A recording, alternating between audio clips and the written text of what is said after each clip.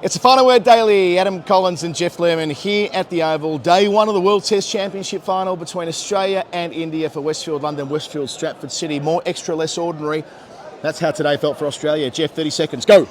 Okay, it was a hell of a start, really compelling. First hour or so, Shami and Siraj moving the ball around. Khawaja nicks off, Warner's clinging on for dear life. He gets through it, starts throwing the bat around, makes some runs, gets to 43 just before the lunch break. Gloves one down the leg side. Labuschagne falls just after lunch. 72 for 3 in some strife, Australia, but no, in comes Travis Head. Runnable 100, I said when he was on about 4. Peeled one off, did exactly that. He's on 146 at the close, put on 251 with Smith, who's on 95, not out himself. The sun came out and it just got a lot easier. Yeah, that felt that way, didn't it? The sun came out during the lunch break. 157 they made in the final session from 34 overs. I probably should have said the score, which is 300 and something. 327 for 3, 85 overs, so they lose 5, because that's the way it goes these days. Smith 95, Head 146 from 156 balls. Got off the mark with a 4. Second scoring shot was a 4. You're right, it was if it were foretold. He had a strike rate of 120 when he was on 40 odd. And so it continued. He was just so willing to back his swing, and when Head's in that kind of mood and when it's coming off, it's a beautiful thing to watch. Well, we've seen him do it so many times before, and obviously I've been writing about him today because what else would you write about? But the Ashes match in Brisbane, the Ashes match in Hobart, the 92 off 96 against South Africa at Brisbane on the pothole 2-day pitch. Even the way he batted in India with lower scores, but in low-scoring games. The 49 not out of the 49, not the 46 in Delhi in quick time as well. 43 or 46 balls in Delhi. The way that he's been able to counter-attack and make it work. Like, a lot of players can try to counter-attack, but somehow in the last 2 to 3 years, Travis Head has had this remarkable consistency with that style of batting. He was playing in the way that England like to talk to themselves about playing before they started doing it. I was going to say exactly the same thing. I mean, he was Bazballing before Bazball was Bazball. Right? I was just trying to avoid saying it, but then you said it 3 Why times in a not? sentence. I'm very happy to. But you look back at the arc of this, it does start in 21-22 when he made the fastest Ashes 100 in Australia, was it? Or maybe at Brisbane, one or the other, maybe both. And then he does something similar at Hobart on a genuine green top against the pink ball. Most of that was under lights. And the other innings you mentioned. And on both occasions, Hobart, they're 3 down for not many. I mean, in Brisbane, they'd already gone past England's score, but still, with the ball moving around, if another wicket falls at that point, maybe they're all out. I think he walked in when they lost 2 wickets. They were 3 for 189. Yeah, it was more the energy of the day when he walked in on that occasion. And it's as though it doesn't happen every time. You need to provide a degree of leeway with players like this. That it's improbable with him slashing as he does outside the off stump that will bring your demise before you're in. But when he gets in quickly, he transfers so much pressure. Again, it kind of is the England equivalent. When they get on top early in an innings with Crawley or whoever it is, you can see the fielding side, their shoulders drop. Or mentally it's hard to bounce back from or to stick with. And so it was for India today, because they did bowl pretty well, I thought, in the first session throughout. Even, like, it looks on with the exception of Umesh Yadav, who went around in his first spell. But the other 3 seamers all were doing a job, and they all picked up a wicket, as it happens. But, the rest of it, after lunch, sun's out. It was a bowl-first morning, come and said as much. But I do wonder, that old sort of military saying, isn't it, that you try and win the war with the previous war's tactics. I think there was a bit of that. We heard from India during the week they didn't want to make the same mistakes as Southampton 2021. And I think what they were really saying was they wanted a decision-making structure for not picking Ashwin. Right. And they wanted a decision-making structure for winning the toss and bowling against Australia. And they've fallen into both traps. I think not picking Ashwin remains a mistake. Umesh Yadav was surplus to requirements. And even though Cummins would have bowled too, once the weather got better, and it's going to get better and better from here, it was a paradise to bat on. That's the thing. I mean, and it did change quickly. The note I'd make coming back to Travis Head is he's not one of those players who counter-attacks and thus will make a bunch of low scores and occasionally come off. That's been the real anomaly about Travis Head's career, is that he almost always makes a contribution. He has one of the lowest proportions of single-figure scores of anyone who's played a decent number of innings. So even when he doesn't make a huge score, he still makes a 20 or a 30 or a 15 or a 45. He makes something. He because he scores so quickly, he comes out and scores even if he's only there for a short space of time. So you remember at Birmingham in 2019, or you might not remember because it wasn't. They weren't big scores, but he bats with so Smith important. in both innings. 35 and 51, and again, I did see some parallels. I think I said it on comms between Birmingham and when he walked out today. In that I think it was earlier, it was 3 for Yep. 50 odd in Birmingham in that first innings, and in the second innings even earlier, and he Yep. had to put a shift in, and he did counter-attack. He scored But with a decent clip. today he takes the upper hand. In Birmingham he was happy to be more the supporting role, whereas Yeah. he comes out here in the first over. So Shami's just taken the wicket, and in the same over he's opening the face and gliding through third. Then he's driving through cover. Then he's flicking through mid-wicket. He's going aerial. He had 28 off 18 balls, and that was the point that I made a little note in my notebook that suddenly, India were looking unhappy. He'd put on 37. Smith had scored 8 of them, and Travis Head had scored 28 of them, and had done so at such a quick clip that suddenly Rohit Sharma's moving his field around. He's pushing players back. They're starting to change up the bowling tactics a bit. They're trying to drop in a short one or go wider and all of these sorts of things. So if you can get in someone's head, if you can get in the other team's head while only putting 30 odd onto the scoreboard, it hadn't changed the game at that point, but the game changes after that point. That's the influence. Well, that's right. And when you've kind of laid the base, you are free to be the best expression of yourself if you're someone like Travis Head, which includes the uppercuts over the slip cordon that most batters wouldn't consider playing until far deeper into an innings. But that for him is just a process of accumulation. Yeah. And I'm not saying it's a shot without risk, but the way he plays it, it's so full-blooded. Every short ball he seemingly took a swipe at. He missed most of them, by the way. Yeah. But those he did make contact with ended up somewhere around the rope. And that's just been the lived experience of watching Travis Head since the switch was flicked. Remember, he was only dropped 5 test matches ago, which seems inexplicable now for that Nagpur test match. I know at the time we all looked back at Sri Lanka and Pakistan, saw the average of 15 across those 2 series and 5 test matches in the middle of last year, and saw it as reason enough to try maybe something different in a horse for course debate, thinking that Head wouldn't be as adept against the spinning ball. But in seeming conditions, he was dropped after Melbourne 2020 in a bad rut against India. He was dropped for this test match, or I say this one, the Oval test match against England in 2019, which I know how much those moments have dented his confidence. He's not a brash guy. He's not a super confident guy. In fact, he's got a lot of insecurities about all sorts of things. But I think they can be well and truly parked to one side after a day like today. It feels to me like this is the sort of innings that buys you 2 years in the team, you know what I mean? These are the sort of match-winning hands, if it proves to be that way, that get you more credit in the bank than maybe beating up on England a couple of years ago. Yeah, I think being left out at the start of the India series wasn't. In a way, you can't even count it as an omission. It wasn't, you're not good enough. It was, in these very specific circumstances, we don't think this is the highest percentage play, basically. And I think, and it was a stuff up. Obviously, we saw that as the series went on. Yeah, but I mean that's very easy to define in retrospect, and not so much at the time. So Mohammed Shami and Mohammed Siraj, I'd like to talk about.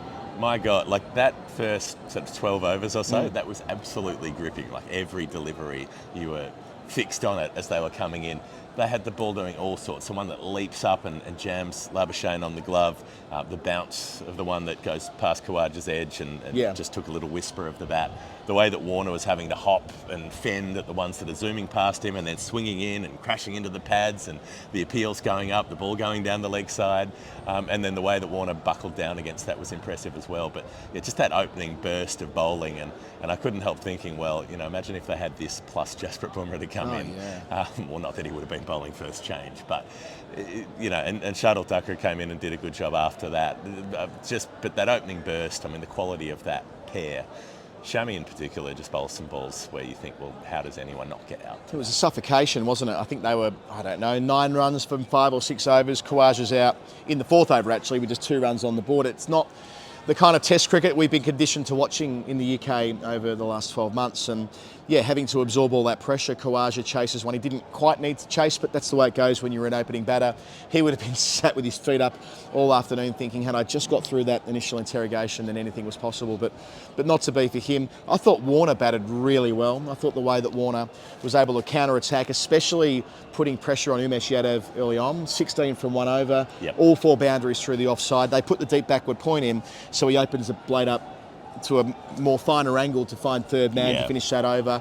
2 dominant shots in front of point earlier in the over. That's the kind of, I guess, the kind of price signal the selectors are looking for. Like, can Warner still do that thing where he makes bowlers lose their bundle? And the short answer is yes. The more complicated answer is that he won't get more than 2 test matches at a time. I compared it today to you're at a nightclub and it's 2 a.m. and you say to your mate, or you say to who you're with, if we have 2 more bad songs, we're going home. Okay.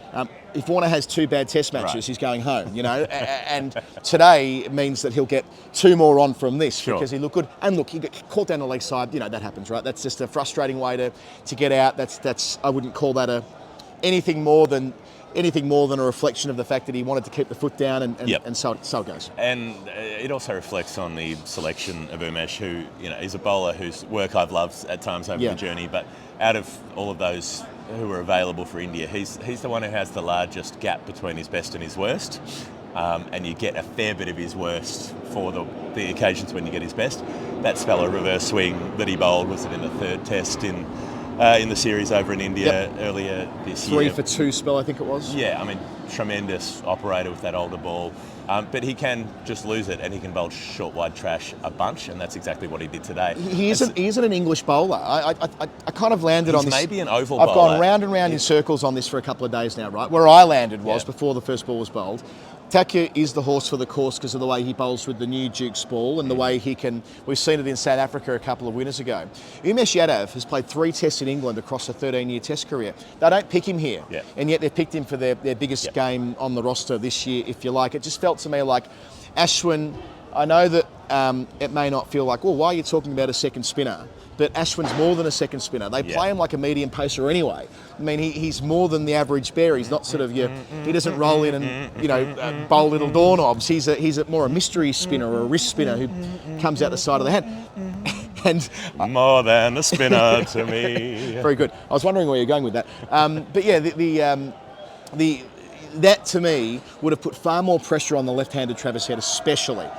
Than what they were able to achieve in Umesh's 2nd and 3rd spells, which were equally innocuous. Well, what might have, whether it was pressure or not, like I think Umesh Yadav could be an oval pick, but that's if the oval test is at the end of August or mid-September when it's dried out all summer, and he might get it to reverse. This isn't that pitch. It's June. They've never had a test at the oval in June before, ever. I love that. It's a great stat, isn't it? They've had 104, I think it is 104 test matches here. Yep. Only 4 venues in the world have had as much test cricket as this, and never one in the month of June, which I think is the driest month of the year. I seem to recall from the 2019 World Cup we did a bit of this, didn't we? Well, April is the cruelest month, according to T.S. Eliot, but I'm not sure what's the driest month. I've got a feeling like over the last 20... The point is, it's an odd thing, right? It's an odd thing. Yeah. There have been a couple of oval tests in July, but that's it. Yep. So, okay, he might have been that pick at that time. Ashwin, if you play Ashwin, okay, maybe like the surface isn't going to help him and he's not going to come out and shred it and do what he did in Delhi or Nagpur, but Ashwin's going to be in Australia's heads. They're either going to be a little tentative against him because he's Ashwin and he just took 1 million wickets against them, or they're going to say, oh, sweet, we're playing Ashwin somewhere else, we're going to monster him, we're going to go after him, and that gives him an opportunity as well. That brings him into the game because you make players do something different, and I think that's the key thing that you hear in cricket all the time is make the opposition do something different to what they were planning to do. Get them out of their comfort zone, get them out of their pre-planned routine. And so if they go ultra aggressive against Ashwin, there's an opportunity. Maybe you pick up a catch or a miscue or one on the boundary or whatever it is. Exactly what I thought when Moeen Ali got brought into the England Test squad today. What would have Australia wanted out of all of that? They would have wanted Moeen Ali. Yeah. But anyway, that's a conversation for the weekly show, and no reflection on Moeen, by the way, more that, as Ali Mahatman's described it in The Guardian, the vibes-based selection that Moeen Ali constitutes for the Ashes that start next week. But this is the World Test Championship final, and now it's time for our final word, Hall of Fame. Final Word Hall of Fame is brought to you by Westfield London and Westfield Stratford City. And Jeff, I have more to tell you from last week. Okay. How is this? Shepherd's Bush, where you nearly ended up last week. Yep, accidentally Westfield, on the train. London. Yep, that was a misfield to Westfield. Some of the best Indian food in the world. Copper Chimney. I talked to Brad about it yesterday. A proper Mumbai icon. It's been there for 50 years, an extensive cocktail menu. Yep. And we're going to go there. I don't quite know how, but you and I are going to have some fine dining at Copper Chimney. It's also something an Australian builder might say if you're putting a house together. What do you reckon? I think you should cop a chimney. I thought you were going to say build a copper chimney. Either way. Bindas is the modern take on classic Indian street food, also there. And you can move on to Pat Shack, All-Star Lanes, or Flipper's Roller Boogie Palace. Oh, hello. I think that's what it's... 2 bad songs in a row, though. We're going roller home. Skating home. But can you skate? I have not roller skated since I was about 8. Well, I reckon it's probably 13 for me. I never rollerbladed, No. but I did have rollerblading was more our thing in the 90s. Okay, yeah. But I reckon I probably could roller skate.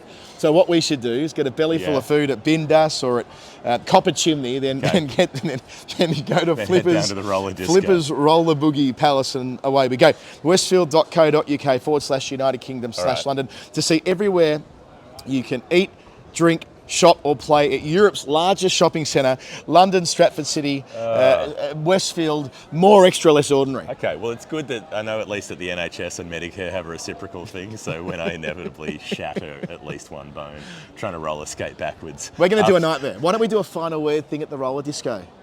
I can see this happening. Do you want to tell your crush that you want to go out? Like, what, you're going to take Rachel there and hope it's a better first date than day 13? I better not do it before the wedding. I actually fell down the stairs this morning. I didn't tell you about this, but I fell down the stairs of my house holding a glass, and I made it to the Oval this morning, had the glass not... Wow. Thankfully, yeah, I'm quite sore as it happens, but that's what happens when you're trying to rush to the cricket at stupid o'clock on morning one, and there's so much to do. Hall of Fame, you go first. Hall of Fame. I'm going to go with the many wild, erratic bounces that the umpires just didn't seem interested in. What is going on? Because this is ridiculous. My theory is because the over rate's so slow, and umpires are generally too gutless or powerless to enforce the over rate in any way. They're like, well, I can't make you bowl it again, even though it was 3 metres over his head and 3 metres down the leg side, because that will waste valuable time. This is for wasting teachers' valuable time.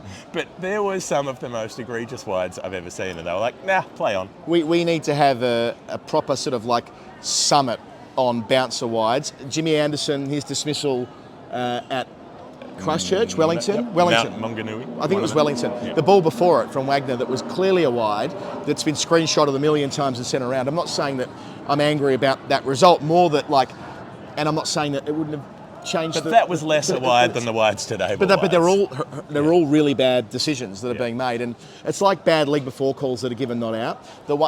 Just because you give something not out that's plumb, that's just as bad as giving out someone who smashed it onto their pad. Same applies with wides. Get it together. We need to think about this more objectively, because you're right. There's nothing right about this, and they're using it to bank dot balls to manage the strike. Mm-hmm. That's the other thing that's clearly going on here. So anyway, a gripe of mine too. Mine is when Ajinkya Rahane, back in the side today, he and Warner have known each other for 15 years playing in the IPL against each other. Yep. When that ball reared up and smashed Labuschagne in the glove, and what a ball that was. Mm-hmm. The two of them put their bats in their, in Warner's case, put his bat down, and Rahane, and they did like the pitch inspector thing, got up nice and closer. Is that the spot? It's like Roland Garros with it for the French Open this week, when you go down to the chair umpire and circle where the spot is to say whether it's a fault or not. The same thing was going on with these two, who were giving the impression, I felt for the ground staff here, but it was always going to flatten out, it always does here, but for 5 minutes, when a couple reared up. But I just like the two old pros, Rahane and Warner, they've been doing this forever, still playing the game a little bit like this. Yeah, you can imagine them like in some sort of Scandinavian crime drama sort of thing, pulling up in the car, getting out, poking around the crime scene. What do you think about this one? Is that the footprint? Yeah, it looks like a footprint. Interesting. It's got the subtitles down the bottom because we can't understand what Warner and Rahane are saying. Well, they probably can't understand each other either. No, that's right. It's cross purposes after all these years. That's it from us, I reckon. So the Final Word Hall of Fame, as we say, brought to you by Westfield London, Westfield Stratford City. More extra, less ordinary. Get down there for all the Indian food you could possibly want. That'll be our show for today. Travis Head closes on Stacks. 146. And Steve Smith is a few runs away from a 20... I don't even know anymore. 9th. No, I think he's made 30 test runs, hasn't he? He's made 30. Yeah. The point is, tomorrow... Yeah, he did the Michael Clark, then he did Bradman, and then so to speak, then he got to 30. 251's the partnership. Remember when Bradman and Ponsford put on 451 out here? I do. They bat till 2 tomorrow. 251 is the 51st biggest Australian Test partnership. So it's got 50 to go. I'm thinking these guys at sea, they passed Bradman and Ponsford from 34 at this ground. Laying a marker. Final word, daily, Adam Collins, Jeff Lemon. Night. See ya.